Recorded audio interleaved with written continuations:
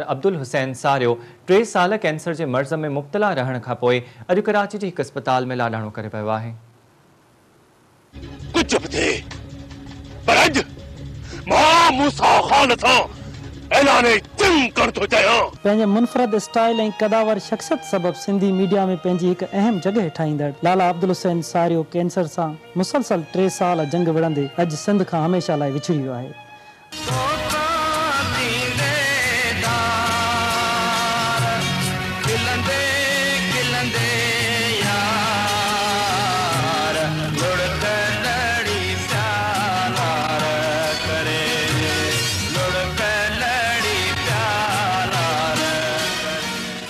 अब्दुल हुसैन सारियो गुज़िरियल 3 ॾींहनि खां कराची जे आगा खान अस्पताल में इलाज हेठो। लाला अब्दुल हुसैन सारियो फ़न जी शुरुआत पंहिंजे अबाणे शहर बाडरे खां कई। संदसि पहिरियों स्टेज नाटक मंज़िल हो, पोइ लाड़काणे, दादू, सखर, घोटकीअ जे स्टेज ते छांइजी वियो। टीवी ड्रामनि ऐं टेली फिल्म इंस्पेक्टर याकूब बि खेसि चङो ख़ासो मक़बूल कयो। PTV ऐं मुख़्तलिफ़ टीवी चैनलनि ते ॾेखारियल बाख, निबेरो, आईनो, सोभ, जानशीन, दर्दमंदों का देस, अंगारे संदसि मशहूर ड्रामनि मां आहिनि। अब्दुल हुसैन सारियो अदाकार हुजण सां गॾु क़ौमी कारकुन, अदब परवर ऐं मुतहरिक माण्हू बि हो। लाला अब्दुल हुसैन सारियो जे लाॾाण जो ॿुधी केतिरा ई फ़नकार आगा खान अस्पताल पहुची विया, पंहिंजे साथीअ जे विछोड़े ते ज़ारो क़तार रोअंदा रहिया।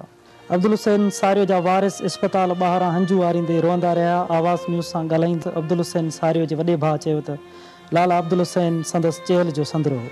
मुंहिंजो नंढो भाउ पर मुंहिंजे चेल जो संदरो हो। न लही सघंदो भाउ जो। लाला अब्दुल हुसैन सारियो खे फ़न सां गॾु तालीम जो बि ऊनो हो। हिन शुरूआती तालीम अबाणे ॻोठ गुंद शरीफ़ मां हासिलु कई। उन बाद बाडरे हाई स्कूल मां मैट्रिक ऐं इंटर ॾोकरी कॉलेज मां करण बाद शाह अब्दुल लतीफ़ यूनिवर्सिटी ख़ैरपुर मां ग्रेजुएशन कई। अब्दुल हुसैन सारियो सिंधी ड्रामनि तोड़े फिल्मुनि में हमेशह मुख्य किरदारु अदा कयो। हिन फ़न जी ख़िदमत कई पर मोट में खेसि सरकारी बेध्यानी मिली।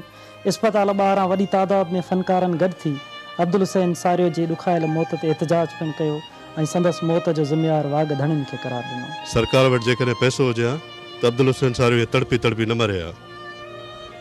सभु कुझु कूड़ आहे। हिते जेको कुझु थिए पियो उन्हनि दलालनि लाइ थिए पियो, धरती फ़रोशनि लाइ थिए पियो, उन्हनि खे प्रोटेक्ट ॾिनो थो वञे।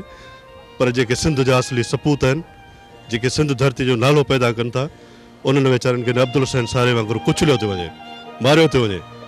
छा उन्हनि माण्हुनि वटि एतिरो कोन हुयो जेके पंहिंजे बंगलनि में वेही अयाशूं कनि था? उन्हनि माण्हुनि वटि एतिरो पैसो कोन हो जेको हिन माण्हू जो इलाजु कराए सघनि? अफ़सोस आहे मूंखे। हिन धरतीअ ते ॼमणु हिकिड़ो वॾो जुर्म ऐं ॾोह आहे।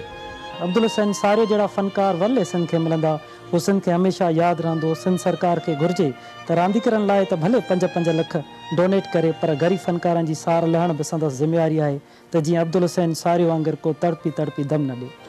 रिय थंभे रिय थूणे तूं छपर तूं छां आऊं कुजाड़ो कहां तोखे मालूम सबके। नाज़रीन, न्यूज़ आवर में तफ़सीली ख़बरुनि जो सिलसिलो जारी रहंदो। मिलूं था हिकिड़े मुख़्तसर ब्रेक खां पोइ।